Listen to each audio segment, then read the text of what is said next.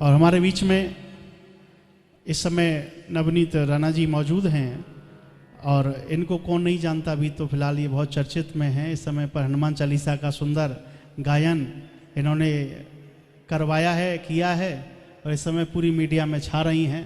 तो लेकिन इनसे पूज्य महाराज श्री और जब जब भी अमरावती में आते हैं तब तब आप समय निकाल कर यहाँ पहुँचती हैं। तो हमारे बीच में जो यहाँ की सांसद हैं वो मौजूद हैं, तो निवेदन करूँगा कि पूज्य महाराज श्री से आकर आशीर्वाद प्राप्त करेंगे, मंच पर आ जाएं। और मैं निवेदन करूँगा कि हमारे लपी भैया मंच पर आ जाएं, अग्रवाल जी वो भी मंच पर आकर उनको आशीर्वाद दिलवाएंगे। और हम सब लोग जिस तरीके से ये बस बढ़िया, तो आप सभी जिस तरीके से वो इस समय पर, जैसे मैंने बताया, एक बार जोरदार ताली बजाकर उनका स्वागत आप सब लोग करें। और यहाँ उनके साथ में और भी जो अतिथि आए वो भी पूज्य महर्षि से आशीर्वाद प्राप्त करेंगे। और जिस प्रकार वो हमेशा अपनी सेवा के रूप में सेवा देती हैं, तो मैं निवेदन करूँगा कि अब जय श्री राम। हमारे महाराज आदरणीय पूजनीय देवकी नंदन महाराज, जो आज धर्म का कोई भी चैनल खोलें तो महाराज उस चैनल पे ना हो और महाराज की वाणी उस चैनल पे ना हो, ऐसा एक भी चैनल हमने तो नहीं देखा है। जितना मैं देखती हूँ, जितना मोटिवेट करने के लिए, क्योंकि जिस क्षेत्र में हम काम करते हैं उस क्षेत्र में पॉजिटिविटी खुद में रखना और पॉजिटिविटी से समाज के लिए काम करने के लिए हमें भी कई बार ऐसी ज़रूरत पड़ती है कि रोज़ दिन में 10 मिनट या 15 मिनट भगवान के पवित्र शब्द हमारे तक पहुंचने बहुत ज़रूरी है, तब हम लोगों तक पवित्र काम पहुंचा सकते हैं। इसलिए और देवकी नंदन महाराज के मैं इतना ज़रूर कह सकती हूँ, जब वो अमरावती में 2012 में आए थे तब मुझे 1 साल हुआ था अमरावती की बहू बनकर।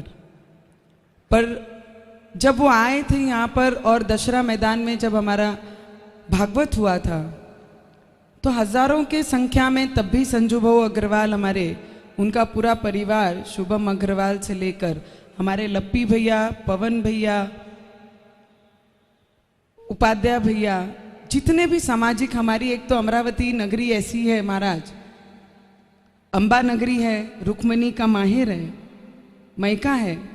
और इस मुझे लगता है जितना हमारा वृंदावन को मानने वाले लोग हैं उतने ही महाराष्ट्र में अमरावती के भी मानने वाले लोग हमारे महाराष्ट्र में हैं। अंबा नगरी में जो भी आता है बहुत दिल खोल के हमारी अमरावती कर, हमारे परिवार के सभी अमरावती के बहुत दिल खोल के उनका स्वागत करते हैं। पर महाराज जो भी यहाँ आता है उसे अमरावती कुछ ना कुछ ज़रूर देती है। पर आप जब भी यहाँ आए तो ज्ञान का सागर ये अमरावती को दे के गए, इसमें कोई भी दुम्मत नहीं है।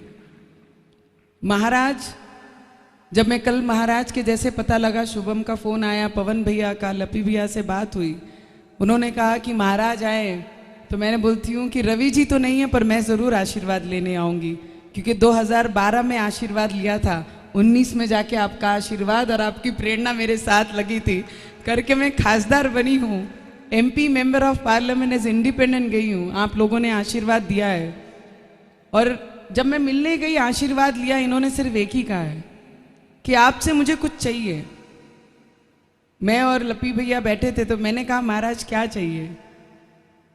मैं इतनी बड़ी तो नहीं कि मैं आपको कुछ दे पाऊँ, जो आप सबको ज्ञान देते हैं, अपने धर्म का प्रचार प्रसार करना सिखाते हैं, मैं आपको क्या दे पाऊंगी? इन्होंने कहा सिर्फ अपने धर्म का प्रचार प्रसार करना, वो मेरा सबसे बड़ा भेंट आपके तरफ से मुझे रहेगा।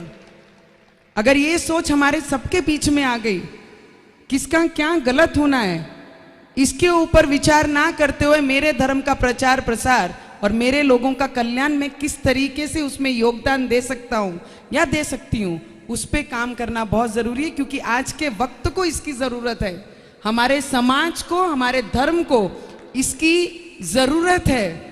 और वो ज़रूरत अगर हमें पूरी करनी है तो आप और हम कर सकते हैं। मैंने कुछ दिन पहले हनुमान चालीसा का पाठ किया महाराज, हमारे रविनगर परिसर में। संकट मोचन की याद तो हर किसी व्यक्ति को, ये हिंदुस्तान में रहने वाले हर कोई संकट मोचन को तभी याद करता है जब संकट से आजू बाजू घिरा होता है।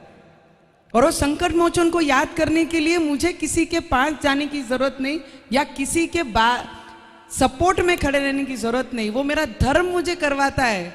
मेरी पहले की पीढ़ी भी करती थी, मैं भी करती हूँ, और मेरी आने वाली पीढ़ी भी करेगी। उतनी गारंटी मुझे मेरी जिंदगी में लेना है। आप लोग जो करते हैं वो हम नहीं कर पाएंगे, पर ये जरूर श्योर करना है कि हमारी पीढ़ी को ये सिखाना बहुत जरूरी है कि अगर हम अपने धर्म का प्रचार प्रसार नहीं करेंगे तो आने वाली पीढ़ी हमारा धर्म और हमारी संस्कृति भूल जाएगी। इसे याद रखना ये हम लोगों की जवाबदारी है। मैंने हनुमान चालीसा जो किया, पूरे देश में हनुमान चालीसा मैं हो गया। हनुमान चालीसा नवनीत राणा ने नहीं किया। वो तो मेरा विश्वास है जो मुझे करना है और आगे भी करूंगी।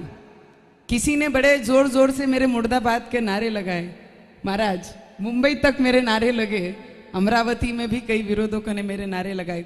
अगर धर्म का नाम लेना अगर गुनाह है तो नवनीत राणा का मुर्दाबाद है। अगर धर्म की याद दिलाना अगर गुनाह है तो मेरा मुर्दाबाद है। और अगर धर्म का प्रचार प्रसार करना जरूरी है तो मैं उसके सबसे आगे रहूंगी।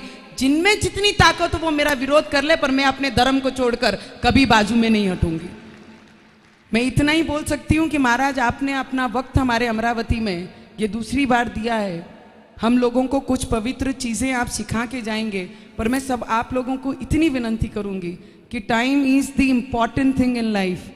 समय सबसे बेहतरीन गिफ्ट है अपनी जिंदगी में। एक बार वो समय गया तो वापस कोई ला नहीं सकता। अगर महाराज ने अपना समय अमरावती को दिया है तो महाराज की वाणी से जो शब्द निकलते हैं वो अपने पल्लू में बांधकर जरूर अपने लाइफ में इम्प्लीमेशन करना बहुत जरूरी है, जहां पर हमको काम आएगा। महाराज जी, आपके जो विचार अपने समाज को लेके आपने जो कल मुझसे डिस्कशन किया कि आने वाले समय में वृंदावन में बहुत बड़ा आप धर्म के प्रचार प्रसार के लिए जो आप कार्य कर रहे हैं, उसमें आपने आज से ही हमें बताया है कि आपको आना है और हम ज़रूर आएंगे। और जितना मैक्सिमम होगा हमारी अमरावती में भी वो मैसेज सभी के घरों तक हम पहुंचाएंगे कि वृंदावन जो पवित्र स्थान पे, पवित्र जगह पे जो महाराज धर्म के प्रचार प्रसार के लिए शुरुआत कर रहे हैं, शुरुआत बहुत दिनों से की, पर जो बहुत बड़ा आयोजन महाराज करेंगे उसमें हम सब अमरावती करों को वहाँ जाकर उत्साह से अपना सहभाग दिखाना है। इतनी विनंती मैं आप लोगों को करूंगी। और अपने माँ बाप को, अपने माता को, पिता को, मुझे लगता है भगवान तो किसी ने नहीं देखा, हमारा विश्वास ही भगवान है। जहाँ विश्वास कर लिया उसी चीज़ में भगवान है। पर माता पिता की जो सेवा करता है, मुझे लगता है वो सबसे बड़ा भगवान हमारे माता पिता ही होते हैं। तो जितने यंगस्टर्स हैं महाराज, मैं हमेशा उन्हें कहती हूँ कुछ भी करो जिंदगी में, पर पेरेंट्स को उनकी सेवा करके उनका आशीर्वाद लेना बहुत ज़रूरी है। एक वही आशीर्वाद है जो बिन स्वार्थ आपके पीछे और आपके सर पे आशीर्वाद के रूप में है। जितने बड़े हैं उनके सामने अगर नम्रता से अगर आप झुक जाएंगे तो वो आपको आशीर्वाद ही देंगे। अगर वो नम्रता हमने अपनी ज़िंदगी में उतार ली तो मुझे लगता है नम्रता आपको बहुत बड़ा बना देंगे। जो झुकता है वही बड़ा होता है। तो झुकना जिसने ज़िंदगी में सीख लिया उसने सब चीज़ें अपनी ज़िंदगी में पा ली। तो ये एक ही चीज़ झुकने में आ सकती है कि नम्रता सबसे बड़ी ताकत आज की ज़िंदगी में। आजकल पैसे सभी के पास हैं, आजकल ऐसा कोई नहीं जिसके पास पैसा और धन नहीं है, पर जिसके पास नम्रता है वो सबसे बड़ा धनवान है। ये चीज़ जितने ज़िंदगी में उतार ली वो सबसे बड़ा धनवान आज ज़िंदगी में बन गया।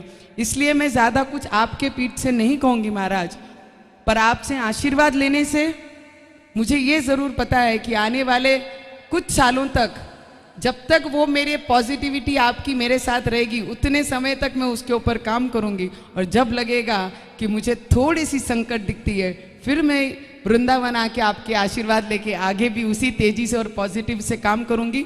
हमारे लप्पी भैया, पवन भैया, उपाध्याय भैया, हमारे अग्रवाल पूरा परिवार, जितने भी भावी भक्त यहाँ पर आए हैं, सभी को इतना ही कहूँगी, बड़ों से आशीर्वाद लेते हुए सिर्फ टाइम का अच्छा उपयोग जर जिंदगी में किया तो बहुत कुछ हम कर सकते हैं। बस उतना ही आप लोगों से कहूँगी और बड़ों से आशीर्वाद, छोटों को ढेर सारा प्यार देते हुए अपने शब्दों को यहाँ ही विराम करूँगी।